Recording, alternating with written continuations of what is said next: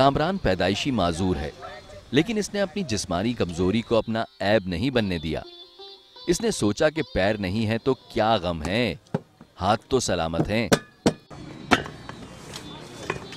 कामरान को बचपन ही से टायर बनाने के काम में एक कशिश नजर आती थी। ये मेरा लगन है। मैं 10 साल की उम्र में ये अवामी चौक पे जाता था, साइकिल भी नहीं होती थी, हाथों के जोर पे जाता था। इसी शौक और लगन से वो अवामी चौक तक हाथों के बल जाता था, जहां उसके उस्ताद तारिक ने इसे टायर बनाने का काम सिखाना शुरू किया। कारोबार छोटा हो या बड़ा, आगाज करने के लिए पैसों की जरूरत तो पड़ती है। एक बंदे से पैसे लिए थे, उसके अभी तक जो है ना पैसे मैंने, वो यार दोस्त है मेरा, उसको अभी तक मैंने वापसी भी नहीं दिए। उससे मैंने 20,000 रुपये लिए थे और ये 50,000 रुपये में मैंने तैयार करा। घर में से छोटी बहन की कमेटी निकली थी 30,000 रुपये की, मिला के 50,000 रुपये टोटल ये रकम में तैयार करा था मैंने। घर में सारे खुश हो गए थे मैंने जब तैयार करा था। गरीब आदमी जिंदगी गुजारता नहीं है, जिंदगी झेलता है। कामरान की जिंदगी भी मुआशरे के करोड़ों गरीबों जैसी है, जो दिन भर मेहनत की भट्टी में अपना खून पसीना बहाते हैं।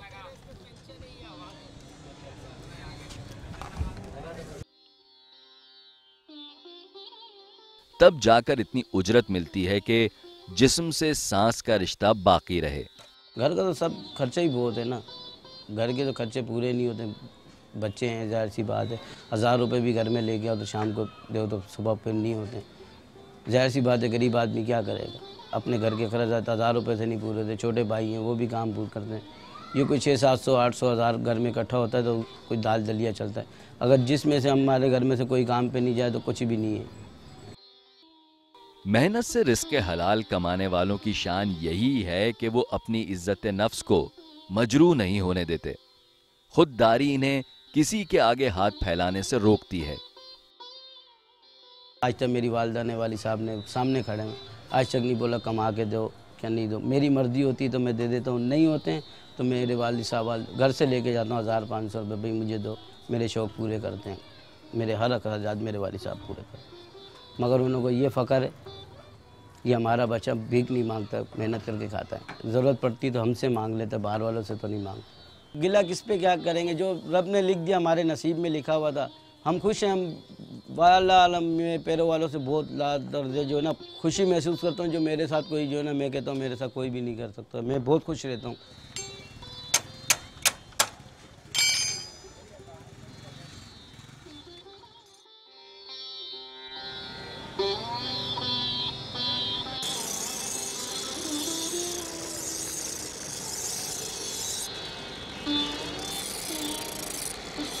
दुनिया में लोग किस किस तरह से रोजगार हासिल करते हैं। रोजाना कितना कमाता है?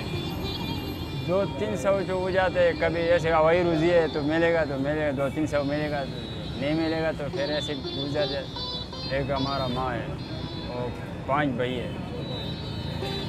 तो बस काम हमारा तो ये है, बस एक ऐसे बस ये ऐसे महीना भी ऐसे गुजरते हैं। ऐसे महीने में तो कोई काम 2-3 हज़ार बन जाते हैं। बस ये हवाई रोजी है बस। गरीब तो अपनी जिंदगी में कोलों के बैल की तरह ही जुता रहता है। ये है मोहम्मद बख्श उर्फ बशीर। ये कराची की ली मार्केट में कोल्हों से तेल निकालने का काम करता है। पहले इतना मजदूरी नहीं होते थे, इस टाइम में मजदूरी अच्छा था। ये इस वजह से जो है इसमें हम दाखिल हो गया इस पेशे में। कोई आ रहा है, अलग अलग मुख्तलिफ आइटम होते हैं। हर कोई अपने अपने काम के लिए आता है। कोई कोकोनट लाएगा, आलमंड लाएगा, सरसों है, पिस्ता है। इस तरीके से सब अलग अलग लाएंगे, उनको निकाल के देना है आपने। ये हमारा काम ये है, इसके सामने बना के दे देना और अपनी चार्जिंग ले लेना। अमूमन ऐसी जगहों पर चिकनाहट और गंदगी के बायस पांव धरना भी दुश्वार होता है, लेकिन हमें मोहम्मद बख्श का कोल्हों देखकर खुशगवार हैरत हुई। इस कदर सफाई सुथराई किसी मेहनतकश के काम की जगह पर पहली बार नजर आई। और जब मोहम्मद बख्श हमें अपने मकान पर ले गया तो और भी हैरत हुई। ये तो किसी रईस का मकान लगता था।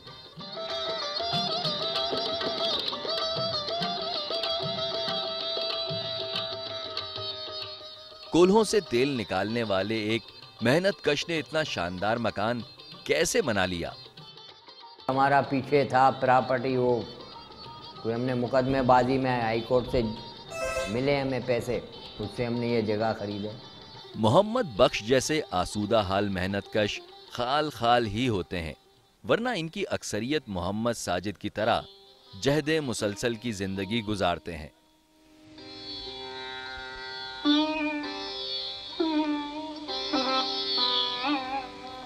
मोहम्मद साजिद हैदराबाद में चूड़ी बनाने के कारखाने में काम करता है। ये काम बेहद नफासत और महारत का तकाजा करता है। मोहम्मद साजिद और उसके सारे अहले खाना चूड़ी साजी के काम ही से वाबस्ता हैं। मोहम्मद साजिद ने बताया कि चूड़ी साजी का काम करने वाले मुख्तलिफ बीमारियों का शिकार भी हो जाते हैं, लेकिन इलाज कराने के काबिल नहीं होते। हाँ, इसमें सांस भी बीमारी लग जाती है वगैरह, फिर बीमार भी हो जाते, फिर बैठे रहते ऐसे, पैसे नहीं होते तो इंतजार करते रहते। ये थी मेहनतकशों की जिंदगी जिसमें कोई रंग नहीं है, और ये थी मेहनतकशों की कहानियां जिसमें कोई ट्विस्ट नहीं है। इन मेहनतकशों के नसीब में जिंदगी झेलना ही लिखा है।